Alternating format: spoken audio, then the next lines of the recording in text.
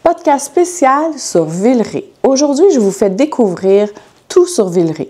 Le marché immobilier, quel type de propriété qui est disponible pour les acheteurs, des condos, unifamiliales, les plex, on veut tout savoir. Les activités, qu'est-ce que les gens font ici comme activité, où est-ce qu'ils mangent, c'est quoi les bons restaurants, quelle est la qualité de vie, le style des gens. On veut tout savoir et alors on va demander à Mathieu Lagarde, notre invité spécial. Et bienvenue au podcast à Christine. Bonjour Mathieu. Bonjour Christine. Comment vas-tu? Ça va bien toi? Oui. Alors, première question importante, où est-ce que ça se situe Villeray? Donne-nous les limites parce que je sais que les gens confondent beaucoup les limites du quartier, puis ils confondent avec Rosemont. En fait, au nord, c'est assez facile, c'est Crémazie, donc la métropolitaine à peu près. Ça, on ne peut pas se tromper. Ouais. D'autre côté, on tombe à Antique. Si on va vers l'ouest, c'est à peu près au niveau du parc Jarry, il y a une traque de chemin de fer qui passe là. Donc ça, c'est vers l'ouest. Si on s'en va vers l'est, c'est Garnier, qui est par quelques rues passées Christophe Colomb. Où est-ce que souvent les gens vont se mélanger? C'est quand on s'en va vers le sud. Donc la limite de Villeray, c'est Jean Talon. D'un côté de Jean Talon, on est dans Villeray. De l'autre côté, on est dans Rosemont, la petite Italie. Puis, une des choses pourquoi que les gens, des fois, se mélangent, c'est que souvent, on a tendance à associer le marché Jean Talon à Villeray. Oui, c'est très, très près, on est collé dessus. Par contre, il est techniquement situé dans la petite Italie qui fait partie de l'arrondissement de Rosemont. C'est vraiment quelque chose que j'entends souvent de dire que le marché Jean Talon est dans Villeray et c'est faux. Bien, dans le fond, il est à cheval. Il est à cheval. Il est collé sur Villeray. Comment décrirais-tu l'ambiance, l'identité du secteur de Villeray? C'est un quartier qui est super dynamique, qui a plein d'activités, qui a plein de commerces. C'est vraiment un quartier très urbain où est-ce qu'ils font... la vie est fun à vivre, tout se fait à pied. La qualité de vie est incroyable dans Villeray. L'offre de commerce, de restaurants. C'est vraiment un quartier très tendance, très in, très le fun à y vivre. Wow, fantastique, ça donne déjà le goût. Mais on veut en savoir plus. C'est quoi l'histoire de Villeray? Peux-tu nous expliquer au fil des ans comment ça s'est déroulé? Parce que si je comprends bien, ça a déjà été un quartier pour ouvriers. Oui, bien en fait, Villeray s'est développé originalement comme un quartier ouvrier.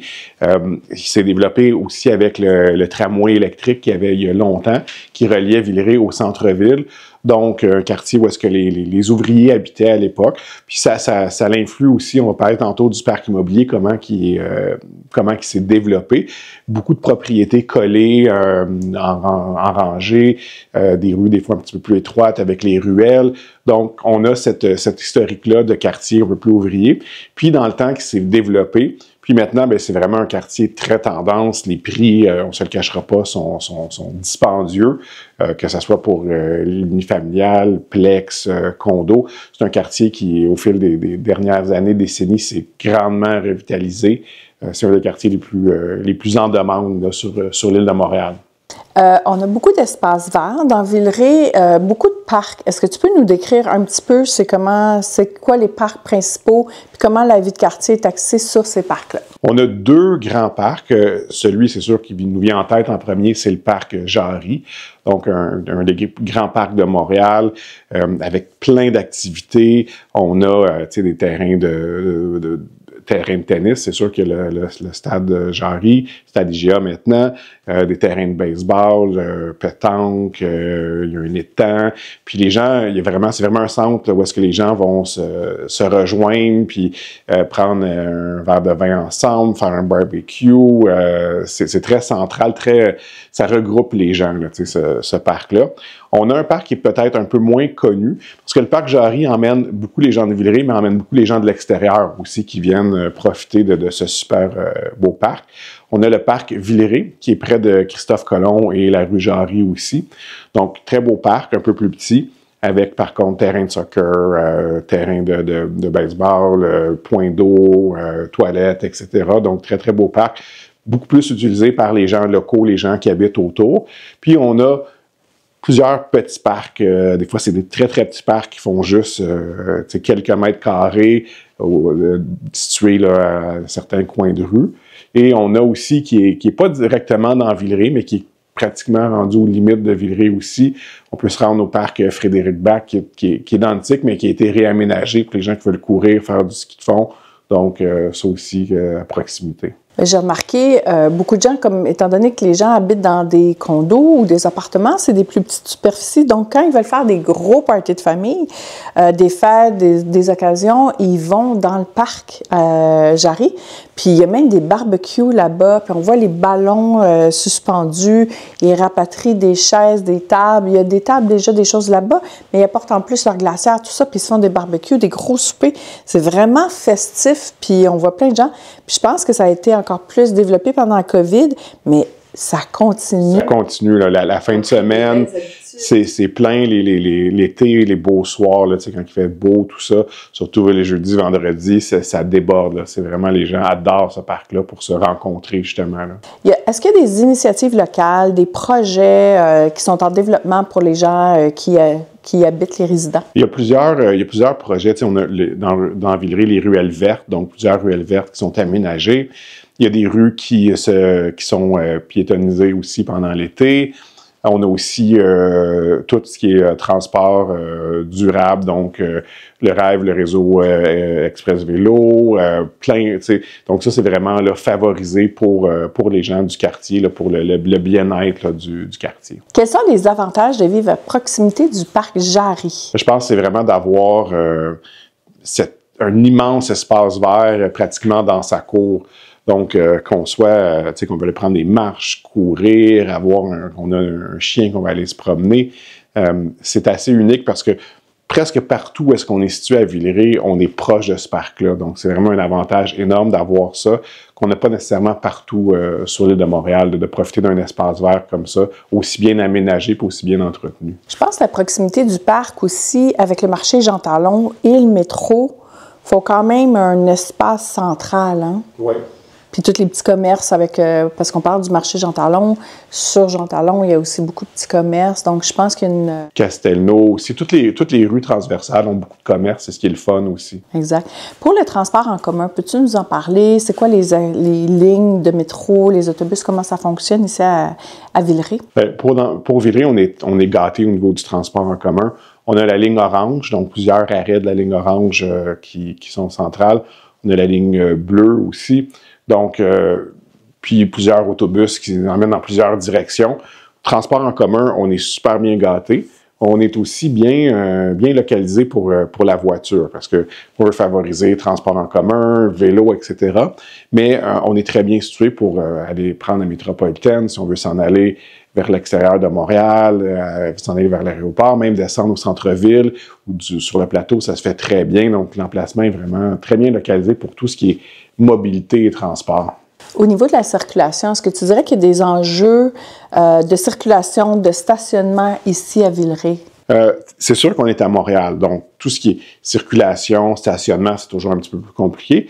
Mais dans Villeray, on est quand même bien. Pour les résidents, il y a les vignettes, mais malgré ça, c'est toujours assez facile de se trouver du stationnement quand on s'en va dans un restaurant, faire des activités. On peut chercher un petit peu, mais c'est pas aussi difficile que dans d'autres secteurs.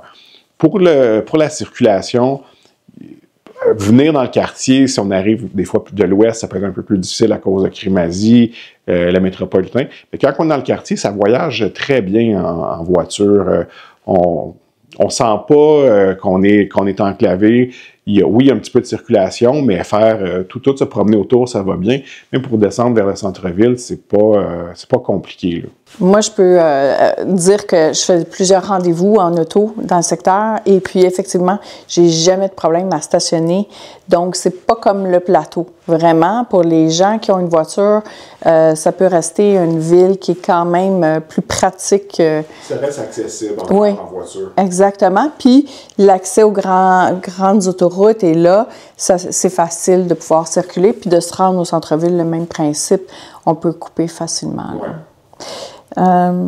Quels sont les commerces emblématiques à Villeray? Il y a beaucoup de commerces.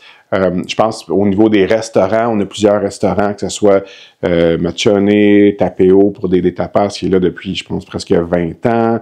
Restaurant Les Mômes, Tabas, on va prendre une bonne bouteille de vin, puis manger. Récemment, Claire-Jacques Saint-Denis. Il y a le château Maneki qui a fait parler beaucoup, qui est des sushis. Sur Crémazie, c'est une ancienne crèmerie. Ça, on le voit souvent quand on passe l'autoroute. Vous allez peut-être le remarquer, c'est comme un ancien château, là, rose, toutes sortes de couleurs. C'est vraiment cool. Beaucoup de café aussi. Vraiment, là, tu sais, dans Villeray, il y a de tout, là, tu sais. Donc, tu dirais qu'il y a une grande disponibilité de gastronomie de tous les styles. On a vraiment tous les pays. En plus, tu sais, comme il y a des restaurants asiatiques, il y a des restaurants italiens, portugais, espagnols, grecs. C'est vraiment... Il y a beaucoup de restaurants, beaucoup de bons restaurants aussi. Je dirais que la qualité de la nourriture et la qualité des restaurants est vraiment incroyable dans le quartier. Ce que j'ai remarqué, c'est aussi des petits restaurants. C'est pas des grandes surfaces. Puis ils ont des cartes qui varient vraiment, qui se donnent du trouble à faire des belles cartes pour faire une nourriture recherchée, des beaux... On a beaucoup de buvettes aussi, tu sais, où est-ce que ils vont avoir des importations de vins privés, puis justement, la carte change régulièrement au niveau du menu. Il faut vraiment se promener puis découvrir. Là, j'en ai nommé quelques-uns, mais il y en a des tonnes. C'est vraiment un quartier où est-ce que je dirais, si on veut manger, tout ça, de venir se promener. Puis quand on y vit, ben, c'est encore plus facile. Là, on marche, on découvre une place, on regarde le menu. Pas besoin de se chercher de stationnement, prendre le vélo, le métro, on peut juste marcher puis trouver plein de restaurants. C'est sûr, ça. Quand on habite Villeray, ça, c'est sûr. Le quartier, est-tu plus axé sur les grandes surfaces, le commerce de proximité? Déjà, tu commences à nous répondre, mais comment tu pourrais nous dire ça? On a très peu de grandes surfaces dans le quartier. Oui, il va y avoir des pharmacies. En fait, il y a tous les types de commerces. En fait, grande surface, on va avoir pharmacie, un Dollarama, SAQ. Mais puis si on va vers les extrémités du quartier, il y a un Maxi. Mais sinon, ça reste beaucoup des petits commerces. Donc, pâtisserie, beaucoup des belles pâtisseries, des fruiteries, des commerces zéro déchet. C'est vraiment, l'offre est vraiment plus sur le petit commerçant. Puis c'est vraiment le fun à découvrir chacun des produits différents. Donc, c'est vraiment une belle variété. Dans le fond, ça fait un petit peu plus un style de vie européenne. On sort chercher nos baguettes à une place, on va chercher nos fruits à une autre, on va chercher notre viande à une autre place. Donc, il y a vraiment toutes des petites spécialités. Puis, il y a des fruiteries vraiment partout. Là, il y a ça quasiment des dépanneurs. C'est des petits marchés, mais il y a de tout. J'ai vu, entre autres, des produits... qui étaient bio, des produits sans gluten, des produits vegan. Il y a une offre de tout dans chacun. Fait que je pense qu'ils s'établissent une petite clientèle. Clientèle autour, puis sinon, ben, tu découvres, puis tu sais que dans tel petit marché, tu vas avoir tel produit, dans l'autre, tu vas avoir tel produit. Donc, effectivement, plus à l'européenne de faire ses courses, acheter quelques trucs là, plutôt qu'aller dans une grande surface puis arriver avec ses 8 sacs d'épicerie à la maison. Puis dans tous les restaurants que tu as dit, est-ce qu'il y a quelque chose qui te vient en tête que tu pourrais recommander aux gens? Ben, je pense que j'ai nommé quelques restaurants déjà, puis comme je dis, il y en a plein. C'est vraiment de découvrir, puis je dirais de peut-être juste venir marcher dans le quartier. Si vous ne l'habitez pas, c'est de venir marcher pour découvrir les restaurants. Maintenant, on va parler immobilier. Est-ce que tu pourrais nous parler quel type de propriété qui existe dans le marché pour nos acheteurs qui veulent découvrir le secteur? Qu'est-ce qui pourrait les attirer dans le secteur? Premièrement, il faut comprendre un peu comment que Villeray s'est développé. On a parlé tantôt, c'est un quartier à l'origine plus ouvrier. Donc, c'est des propriétés qui sont en rangée.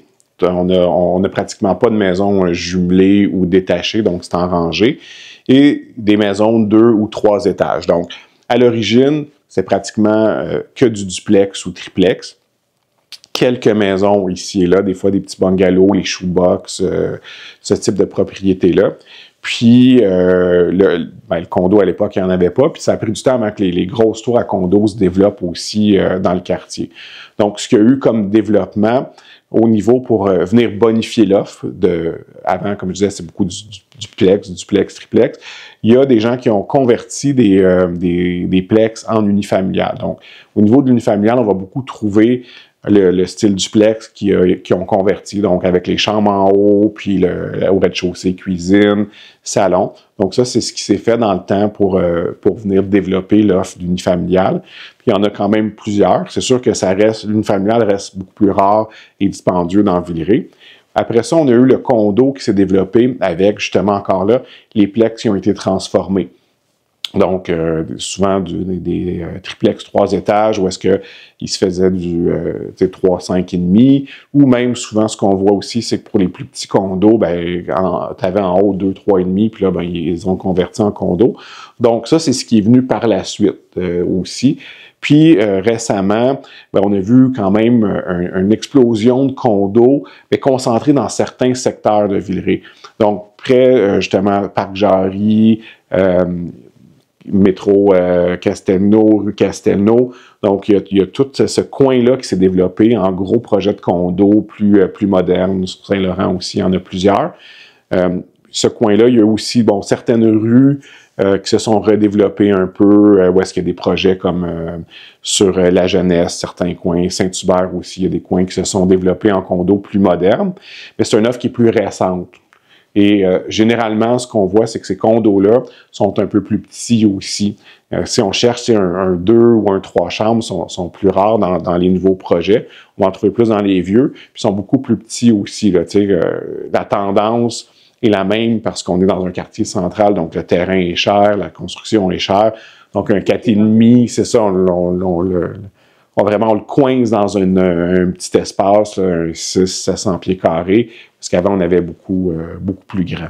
Donc, c'est vraiment ça qu'on va trouver. Puis, ben, les plex sont toujours là, sont abondants quand même, duplex, triplex, soit du 2 étages, donc ce qu'on va trouver dans les duplex 2 étages, ben, 2 5,5, un au rez-de-chaussée, un au deuxième, ou tu vas avoir un 5,5 au rez-de-chaussée, puis 2, 3,5 au deuxième. La même chose quand on a 3 étages, ça va être généralement des triplex, donc 3, 5,5. Quadruplex, tu vas avoir des fois 2, 5,5, puis au troisième, des 3,5. Ou il y en a aussi que c'est des 5plex, où est-ce que tu as un grand logement rez-de-chaussée, puis 4, 3,5. Ce qu'il faut savoir aussi, c'est que les rez-de-chaussée, des fois, vont avoir des sous-sols ou accès au sous-sol, mais c'est pas toutes les propriétés qui ont des sous-sols vivables dans Villeray. Des propriétés qui sont des fois plus vieilles, n'ont pas la hauteur pour le faire, beaucoup de caves de service qu'on a dans le quartier. C'est sûr que c'était pas la mode dans les années 20-30 de creuser des sous-sols. Ça servait pour le charbon, c'était pas utilisé comme pièce de vie, comme on l'utilise. Ça a été développé beaucoup plus dans les années 50, je pense. 60, et c'est ça. Quand on a construit dans ces années-là, ben là, souvent, on n'a pas beaucoup ça non plus ici, mais tu sais, quand Montréal s'est développé vers les extrémités, dans les années 50-60, ben, tu avais le garage en avant, puis le sous-sol qui était pleine hauteur parce qu'on creusait pour le garage. C'est une des choses que, quand on se promène dans le quartier, on a très, très peu de garages en façade. Quelques immeubles qui ont peut-être été construits dans les années 50-60 parce qu'ils sont venus remplacer d'autres choses. Des coins de rue, des fois, pas en façade, mais sur le côté, ils vont avoir un garage. Puis sinon, ben, dans les ruelles, on a plusieurs garages. Mais en façade, on n'a jamais ça. C'est vrai que c'est typique d'ici, puis que si je m'en vais dans le SIC, on a beaucoup de garages, comme tu dis, là, au niveau du sol. Par contre, je pense plus que c'est toléré par la ville de construire ça parce que avec nos grosses pluies, l'eau rentre par là, puis ça a été un enjeu d'inondation énorme, ça. Ouais. Parce que le style est vraiment, justement, des maisons arrangées, l'escalier extérieur aussi. Oui, parle-nous de l'escalier extérieur, pourquoi? Bien, justement, c'est comment ils faisaient ça à l'époque. Ce que ça donne comme avantage, c'est que ça permet plus d'espace dans les maisons, parce qu'on va prendre même superficie ici ou dans des coins de Rosemont qui sont plus récents, ou Antique, Saint-Léonard, etc., où est-ce que tu as la cage d'escalier intérieure, tu viens gruger de l'espace, tandis que là, tu as tout ton espace, tu n'as pas besoin d'avoir cette cage d'escalier-là, souvent à l'extérieur, puis en colimaçon, parce que entre la façade de la maison et la rue, on n'a pas nécessairement toujours des grands espaces, donc il faut la faire tourner pour pouvoir qu'elle descende jusqu'au sol, sinon elle serait rendue passer le trottoir dans la rue. Ouais. On a d'ailleurs des cartes postales de Montréal avec typiquement ces escaliers-là. C'est pas vu beaucoup ailleurs qu'ici. Non, effectivement. Puis au niveau de la façon c'est fait, on a aussi des blocs appartements par contre. Toi, tu as parlé beaucoup de qu'est-ce que l'offre pour les propriétaires, puis on voit aussi des gros blocs appartements. Ce qu'on voit dans le parc locatif, bien, c'est sûr que duplex, triplex, quadruplex, oui. La majorité ont un propriétaire occupant puis des locataires en haut. Sinon, le parc locatif était développé dans les années plus 60, 70. C'était pas les meilleures années, on se le cachera pas, c'est pas les plus beaux immeubles locatifs de Montréal. On a des rues comme justement La Jeunesse qui en a beaucoup. C'est pas, mais c'est moins chic un peu, Ils se cassaient pas la tête dans ce temps-là pour rendre ça aussi beau que maintenant. C'est des bonnes constructions, c'est juste pas esthétique. C'est ça. C'est utilitaire. Oui, c'est ça. Est-ce que tu pourrais nous dire c'est quoi le pourcentage justement locataire versus propriétaire selon toi dans Villeray? Ça tournerait dans quoi? C'est difficile à avoir le nombre exact parce que bon, il y a eu beaucoup de transformations de plex en condo, d'avoir les chiffres exacts. Originalement, c'était beaucoup plus élevé. On était probablement un tiers de propriétaires puis 2 tiers de locataires. Mais avec toute la transformation qui s'est faite, l'ajout de condos neufs, etc., on est probablement autour du 50-60 propriétaires, 40-50 locataires. Puis aussi, on n'a pas parlé dans les triplex, souvent on en voit qui ont un rez-de-chaussée commercial. Donc, justement, quand on dit il y a beaucoup de petits commerces locaux, souvent c'est un commerce au rez-de-chaussée et c'est des logements ou des condos en haut. Oui, sur les grandes artères, donc Saint-Denis, et toutes les rues transversales aussi. C'est ce qui est, je dirais, c'est ce qui est différent dans Villeray que plusieurs quartiers. C'est qu'on a les rues principales. Là, on a Saint-Denis, on a Saint-Hubert, Saint-Laurent qui descendent, mais sur toutes les petites rues transversales, Liège, Villeray, Gounod, Guizot, etc., il y a des commerces. Puis ça, c'est pas typique. On n'a pas ça partout dans les autres quartiers. C'est ce qui fait ça un peu le charme de Villeray puis qui permet d'avoir tous ces services et ces commerces de proximité-là. Puis justement, ces petits commerces-là, c'est ce que je trouve qui est vraiment chouette, qui donne un sens à Villeray puis qui donne sa particularité. C'est la vie de Villeray, oui. Exact. Puis en plus, c'est que j'ai trouvé qu'il y a une offre qui dessert tout. Tu sais, des fois, dans certains quartiers, on va voir, OK, il y a beaucoup de restaurants où il y a peu de services, mais ici, tu vas trouver des boutiques, des salons coiffeurs, des barbiers, des boutiques souvenirs, tu as des créateurs québécois. J'ai vu plusieurs trucs de création. Donc, c'est vraiment grand comme offre de service. Comment ont évolué les prix dans les dernières 5 années sur le marché immobilier? Bien, c'est sûr que dans les 5 dernières années, comme partout à Montréal, les prix ont explosé. La demande est vraiment forte à Villeray. Si je prends exemple pour juste pour la dernière année, les prix sont en augmentation de prix médian de 10 pour les plex, puis 14 pour l'unifamilial et le condo. Wow. Donc, les prix ont vraiment augmenté fortement. Puis c'est de même, il y a 2 ans, 3 ans, tout ça, les prix sont en forte hausse dans le quartier. Qu'est-ce qui détermine cette hausse-là? Explique aux gens. 2 choses. Quand on parle d'une augmentation de prix, c'est toujours la demande puis l'offre. Donc, au niveau de l'offre, on n'a pas beaucoup de constructions neuves qui se font au niveau du condo. Il n'y a pas vraiment de place pour construire plus dans Villeray. Donc, on a une offre limitée de propriétés. On a même des propriétés qui s'enlèvent parce que, comme je disais, il y a des gens qui vont transformer un duplex en unifamilial, convertir un duplex en condo. Donc, pas beaucoup d'offres, mais on a beaucoup de demandes. Donc, les gens, on le sent, veulent venir à Villeray. C'est un quartier qui est qui est tendance présentement. Donc, quand on mixe les deux ensemble, c'est sûr que ça met une pression sur les prix. Est-ce que c'est un marché qui est favorable aux vendeurs ou aux acheteurs? Présentement, c'est un marché très favorable aux vendeurs. C'est le vendeur qui a le gros bout du bâton présentement dans le marché. Comme je disais, peu de vendeurs, beaucoup d'acheteurs. Donc, c'est vraiment un marché de vendeurs. Puis, est-ce qu'il y a une différence marquée entre les prix d'un condo ou un plex? Bien, oui, il y a une différence. Quand on prend un plex, le prix médian, puis là, je parle de petit plex, duplex, triplex, c'est 890 000. Il faut faire attention quand on donne des prix comme ça parce que tu peux avoir des propriétés en mauvais état, donc très rénovés. Puis, si on prend le condo, c'est 591 000. Donc, on a quand même une différence de 300 000 entre les deux. Puis, le condo, bien, c'est sûr que le condo est rendu quand même assez dispendieux dans le quartier. Et on a cette différence-là entre les deux. Ce qui fait en sorte que souvent les gens sont intéressés par les plex parce que si on prend les prix médians, là, pour un 300 000 de plus, on se retrouve avec bâtisse, on a un revenu, on a des fois plus grand aussi. Par contre, ce que je sais, c'est que c'est pas fait pour tout le monde d'avoir des locataires, d'être propriétaire et de faire la gestion de locataires. Donc, il y en a pour qui me disent « Christine, ça me prend un condo. Je suis pas une personne en affaires, j'ai ma job, je veux avoir la tête tranquille. » Donc, ça s'adresse pas à tout le monde. Effectivement. Gérer. Il y a des gens qui aiment la tranquillité du condo, dans le sens qu'ils n'ont pas rien à faire. T'sais, on paye le frais de copropriété, puis c'est déneigé, le gazon est coupé s'il y a du gazon, on n'a rien à faire. C'est comme à l'hôtel un peu, tandis qu'à un plex, on gère les locataires, déneiger.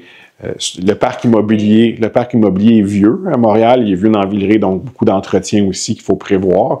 T'sais, si on achète, à part acheter quelque chose qui est rénové, c'est sûr qu'il faut s'attendre à de l'entretien puis des travaux qui viennent avec. Ça vient avec le plex dans Villeray. Des fois, les gens me disent « Ah, j'ai jamais eu de problème avec ma maison, ça fait 20 ans, ça m'a rien coûté, j'ai pas fait d'entretien. » Puis là, je me dis « C'est parce que c'est le prochain qui va être obligé de payer. » Il y a encore des fenêtres en bois, il y a en fondation, il y a de l'eau qui rentre. Mais c'est pas grave, elle va bien, la maison. C'est une bonne maison solide. Je l'entends souvent. Quels sont les types de propriétés les plus en demande présentement dans le secteur? Est-ce que c'est les condos, les plex, les unifamiliales? Je dirais qu'en volume, c'est les condos, parce que c'est le condo où est-ce qu'il y a le plus de demandes, parce que c'est le plus accessible. Par contre, je dirais que l'unifamilial, si on prend le ratio d'unifamilial disponible par rapport aux autres propriétés, l'unifamilial est en forte demande. Il y a très, très, très peu d'unifamilial dans le quartier. Quand ils se mettent sur le marché, ils bougent très, très vite. Donc, c'est deux secteurs en forte demande. Même les plex sont en forte demande, mais je dirais vraiment, si on prend volume, c'est le condo. Si on prend où est-ce que la rareté puis beaucoup d'acheteurs pour peu de maisons, c'est l'unifamilial. D'ailleurs, beaucoup de gens cherchent dans Villeray une unifamiliale. Ils les trouvent chers parce que comme il y a une rareté. Alors, ils aboutissent dans d'autres villes, finalement, comme Annecy, Montréal-Nord, Ville-Saint-Laurent, Rosemont. Ils vont aller autour parce que Villeray est trop cher, finalement. Donc, ça ne s'offre pas à tout le monde. Et de là, la popularité aussi des plex, des plex pour avoir une bonne surface. Si j'ai une famille, je peux acheter aussi juste l'unité du rez-de-chaussée avec le sol, puis ça fait comme un peu une vie d'une unifamiliale, mais en copropriété. Ouais, parce que si on compare, dans le quartier, c'est quand même assez particulier, la différence de prix entre l'unifamilial puis le plex. Si tu prends l'unifamilial typique, qui est un duplex de peut-être 1800, 2000 pieds carrés, donc 900 ou 1000 pieds par étage, combinés ensemble, dans un bon état, là, rien de fou, là, mais un bon état, versus un duplex dans le même état, l'unifamilial va être beaucoup, beaucoup plus cher que le plex pour la même bâtisse en superficie. Là. C'est fou, hein? Oui. Puis, est-ce que tu peux nous parler, dans les endroits, si je prends un 3,5, ça varie entre quoi et quoi un prix, puis quels sont les facteurs qui font en sorte que ça vaut plus cher ou qu'on peut s'en sortir un petit peu moins cher si on sort peut-être d'une certaine zone? Ce serait quoi, tu dirais, pour un 3,5? Pour un 3,5, minimum qu'on va trouver 3,25, mais chanceux, 3,50, mais ça monte vite, 400, 450. On peut même en trouver jusqu'à 500, tout dépendant du type de propriété, puis où. Puis c'est sûr que quand on s'éloigne du cœur, donc si on se rapproche très près de Crémazie et du métropolitain, ça va être un petit peu moins cher. Si on s'en va un petit peu plus vers l'est aussi, ça va être un petit peu moins cher. Puis plus on descend vers Jean Talon, qu'on reste près de Saint-Denis, tout ça, ça va être plus dispendieux. Puis j'imagine aussi les métros, qui sont la proximité du métro aussi. Ça doit avoir un impact. Oui. OK. Puis, au niveau des 4,5, ça varie à peu près à quoi, les prix? Les 4,5, tout dépendant de la superficie, tout ça, trouver quelque chose aujourd'hui en bas de 450 000, c'est difficile. Donc, on va de 450, 500, 550 et plus. Tout dépendant, encore là, du type, est-ce que c'est un condo divise, indivise, dans une vieille bâtisse, une nouvelle bâtisse? L'offre est quand même assez large parce qu'on trouve un peu de tout. On trouve condo dans un plex qui a été converti, on trouve du condo neuf aussi. Fait que la gamme est assez large. Puis un acheteur qui veut un 4 chambres à coucher, je pense à moi, qui a eu 4 enfants. J'ai besoin de beaucoup de chambres ou une famille recomposée. Ou des bureaux à domicile. Est-ce que c'est quelque chose qu'il y a de disponible? Puis si oui, comment qu'on fait pour les trouver, ces condos-là de 4 chambres? Ou si on n'a pas les moyens de se payer une unifamiliale, puis on veut aller... Ben, je pense que la solution va être plus vers un plex qu'un condo. Parce qu'on a tu sais, du 4 chambres, c'est très rare. Ce qu'on va avoir comme condo 4 chambres, généralement, c'est un duplex justement qui a été converti en condo où est-ce qu'on a le rez-de-chaussée puis le sous-sol qui a été aménagé en chambre. Ça se limite pas mal à ça parce que même quand on a du grand condo, souvent, ça va être des nouvelles constructions. Puis ça va être fait plus sur le luxe, ces condos-là. Donc, des espaces vastes, mais pas nécessairement autant de chambres. Donc, quelqu'un qui veut avoir beaucoup de chambres, il faut vraiment se concentrer sur le plex. C'est vraiment la solution. Puis si on revient dans le fait qu'on vit en condo, beaucoup à Villeray, ça veut dire que les gens n'ont pas beaucoup des grandes cours. Fait que c'est pour ça que les gens utilisent les ruelles vertes, utilisent les petits parcs. Chaque petit pâté de maison, il y a un parc avec des activités, des tables à pique-nique. Le monde se rassemble vraiment là. C'est vraiment coquet là, de voir ça. Oui, puis il y a beaucoup aussi, même dans les rues, tu as les plates-bandes où les arbres, il y en a beaucoup qui sont aménagés en petits jardins avec sinon des herbes, des épices, des choses comme ça. Donc, puis les gens, tu sais, il y a même des gens, des fois, que tu vois en avant de la maison, il y a un parc qui est aménagé. Pas loin, j'ai vu un endroit où il y avait une table à pique-nique devant la maison, puis tu as toujours du monde. Donc, oui, les gens sortent beaucoup pour se rencontrer. Est-ce qu'il y a des projets neufs qui sont en route présentement que tu connais, que tu pourrais nous parler? Bien, présentement, il y a encore peut-être quelques unités au Castelnau, tu sais, qu'on est à la fin du projet. Mais dans Villeray même, on n'a pas vraiment d'offre de nouveaux condos, là. Ce qui a été développé a été développé. Il y a eu certains projets qui se sont faits en condos locatifs parce que, bon, il y a eu, avec la pandémie, ensuite les taux d'intérêt qui ont augmenté, la demande pour le condo neuf est un petit peu moins forte, plus dur à financer, plus dur à construire. C'est une des choses aussi qui fait en sorte que la pression sur les prix est forte, c'est qu'on n'a pas d'offres beaucoup de nouvelles constructions. Dans le fond, veux-tu nous parler des nouvelles réglementations sur les zonages, comment ça affecte les gens pour les transformations ou la demande de permis, justement? Bien, c'est sûr que c'est beaucoup des réglementations sur ce qui est déjà bâti. Donc, pour rajouter, si on veut rajouter un étage, si on voudrait ajouter plus, c'est des processus qui sont longs. Les coûts de construction sont dispendieux. Donc, on ne voit pas beaucoup de gens qui vont rajouter un étage ou même une mezzanine parce que c'est des projets de longue haleine. Puis, le développement aussi, des fois, de prendre un shoebox, par exemple, c'est rendu compliqué pour pouvoir, parce qu'il faut le garder, certaines caractéristiques patrimoniales, etc. Donc, ce qui se faisait avant, beaucoup, c'est qu'on avait un shoebox, les gens le mettaient à terre, construisaient 3 étages, ça l'emmenait une certaine offre de propriété, on n'a plus ça. Donc, il y a beaucoup de contraintes en place pour tout ce qui est construction, même au niveau de la reconversion de commercial en résidentiel.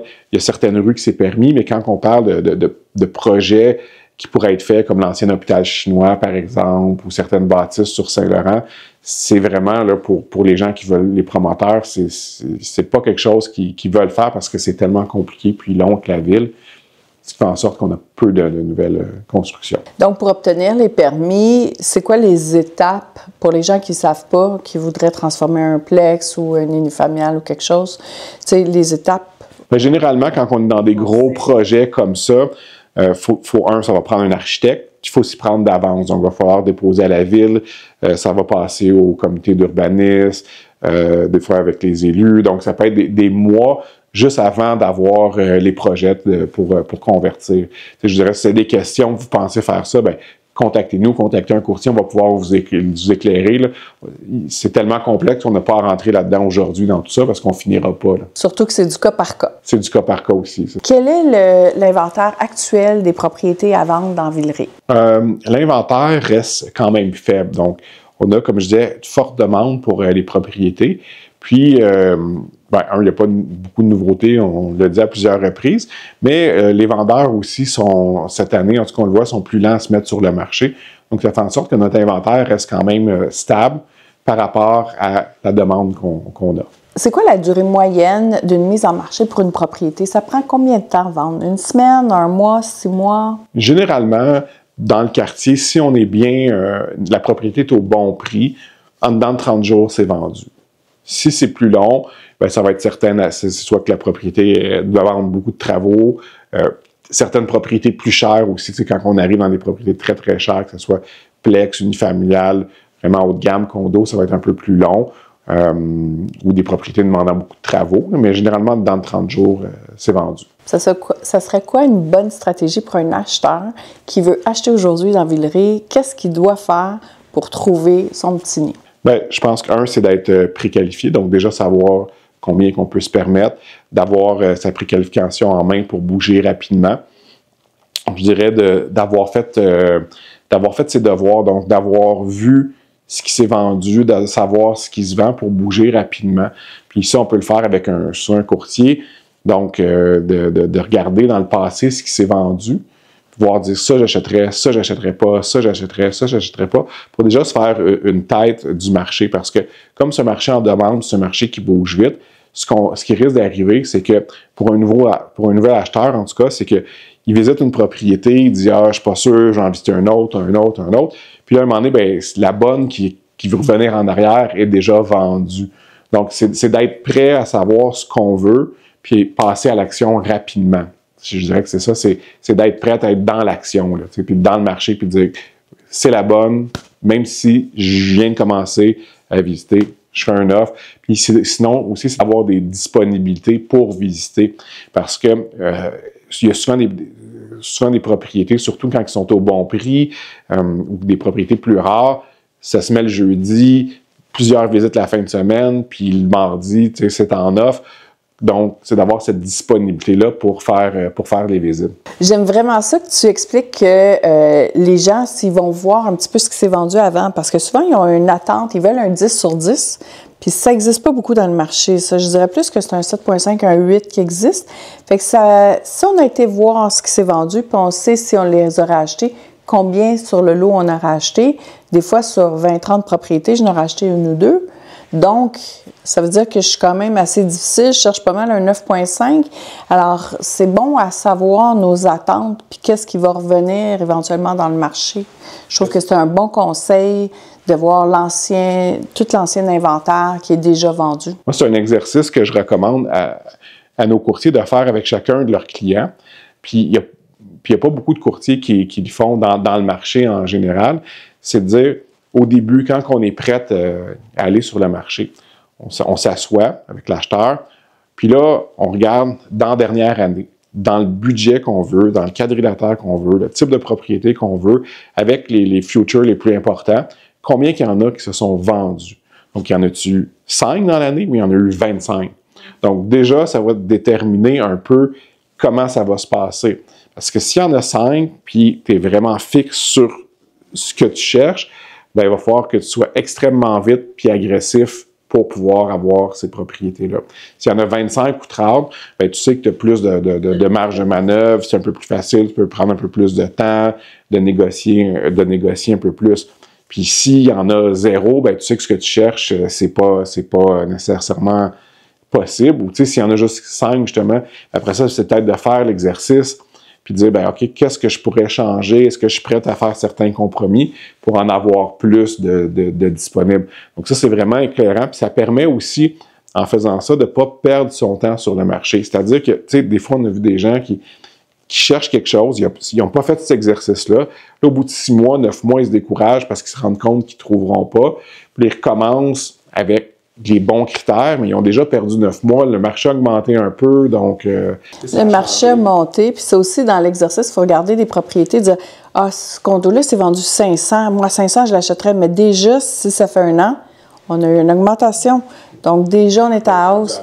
5,25, 5,30, etc. Fait que ça aussi, il faut savoir s'adapter. Puis après ça, si je n'achète pas cette année, tout le monde me dit des fois, je ne suis pas pressée, je peux attendre, je suis bien où ce que je suis. Bien, finalement, le marché monte. Fait que là, à un moment donné, bien, leur budget, lui, il ne monte pas. à la même vitesse que qu'est-ce que le marché monte. Ça, je le vois fréquemment. Fait que souvent, c'est mieux d'acheter un 8 sur 10 que d'attendre son 9,5. Ouais. Ce serait quoi les propriétés qui sont le plus difficiles à voir sur le marché présentement? Comment est l'offre présentement dans Villeray? Ben, ce qu'on parlait tantôt, l'unifamilial, c'est un peu plus difficile parce qu'il y en a pratiquement pas. Donc, c'est vraiment ça qui va être le plus difficile. Les grandes unités de condos aussi, c'est plus rare. Puis, comment les investisseurs influencent le marché immobilier? Je dirais que dans Villeray, le marché des investisseurs va se concentrer plus sur les gros plex. Donc, même pas du 5, je dirais 6 et plus. Puis on a parlé du parc immobilier qui s'est construit dans les années 60-70 de locatifs. On voit très peu d'investisseurs arriver dans le marché du duplex, triplex. Puis la raison est simple, que c'est pas nécessairement rentable pour eux autres. C'est du propriétaire occupant. Puis on regarde pas les choses de la même façon, un propriétaire occupant versus le rendement d'un investisseur. Oui, il y en a qui vont acheter peut-être du triplex, 5plex dans les investisseurs parce qu'ils voient Villeray comme un secteur un peu refuge qui est en hausse. Mais c'est pas eux qui ont l'impact dans le marché présentement. C'est vraiment les propriétaires occupants de plex qui sont dans le marché puis qui font monter les prix. Si on résume, c'est quoi les avantages et désavantages d'acheter dans Villeray? Au niveau des avantages, bien, on a le quartier. Donc, c'est vraiment des gros avantages. On a tous les services de proximité, transport en commun, qualité de vie qui va avec. Au niveau du désavantage, je dirais que pour certains, c'est l'âge des propriétés, donc des propriétés qui sont généralement plus vieilles, surtout dans le parc de Plex, construit dans les années 20, 30. C'est des très bonnes constructions, mais il va y avoir de l'entretien. Dépendant comment que la propriété est entretenue, ça peut demander un peu plus de travail dans le futur. Puis l'autre, il y a les prix, parce qu'on ne trouvera pas nécessairement, on va trouver beaucoup moins cher dans d'autres secteurs pour le même produit que dans Villeray. Donc, des fois, les gens vont commencer dans Villeray puis vont se ramasser dans Antique parce que c'est un peu moins cher, ou vont s'en aller un peu plus vers l'Est, etc. Donc, c'est vraiment les deux inconvénients au niveau d'acheter dans Villeray. Avec des constructions plus récentes dans les autres secteurs que tu nommes autour. C'est ça. Donc, si on parle de la vie de quartier, ce serait quoi les incontournables à faire en été et en hiver comme activité? Bien, en été, c'est sûr que on a parlé à plusieurs reprises, le parc Jarry, c'est un incontournable. Il y a des rues qui sont fermées, comme Castelnau. Il y a même des endroits qu'il y a le Wi-Fi pour aller travailler.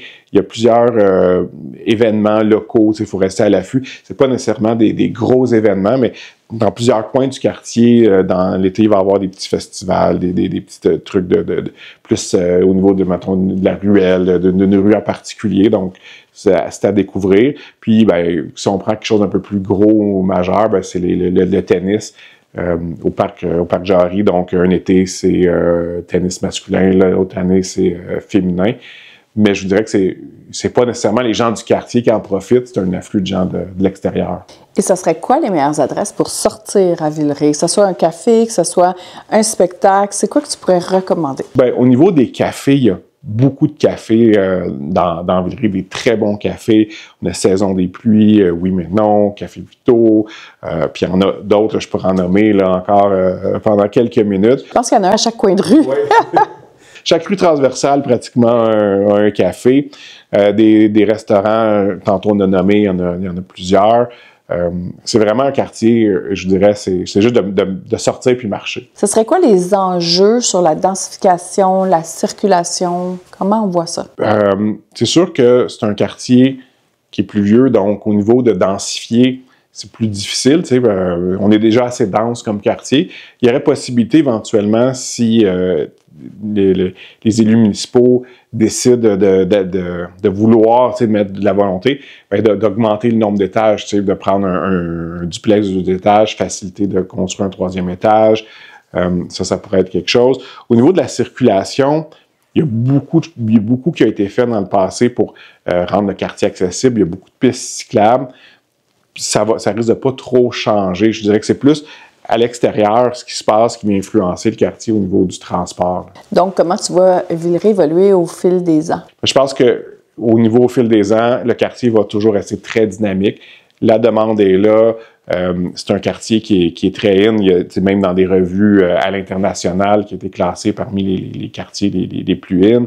Donc, je pense que c'est un quartier qui va continuer à se, je dirais pas densifier, mais gentrifier. Donc, c'est ce qu'on peut voir, tu sais, des gens qui vont venir acheter dans le quartier, les prix vont augmenter. C'est un peu ça, je pense, l'enjeu majeur est peut-être la gentrification. Tu sais, on en parle beaucoup.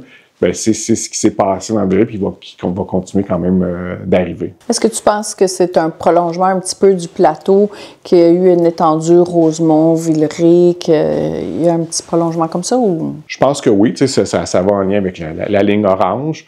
Puis c'est aussi, tu sais, probablement dans le passé, un concours de circonstances, c'est un commerce qui s'installe, un autre, puis là, ben, le quartier devient de plus en plus attrayant. Puis, ben, à l'époque, justement, on sortait du plateau, c'était moins cher dans Villeray, etc. On est rendu quasiment dans les mêmes prix, même des condos, des fois, qui sont plus chers ici que dans le plateau, hein? Incroyable. Merci beaucoup, Mathieu, pour toutes ces belles informations-là. Ça nous a aidé à mieux connaître Villeray, mieux connaître son immobilier, ses petits attraits, tous ses petits atouts et la belle vie de quartier qui existe ici. Alors, je te remercie de nous avoir partagé ça et si vous pensez acheter ou vendre dans Villeray, eh bien, contactez-nous. C'est vraiment un quartier qu'on a à cœur.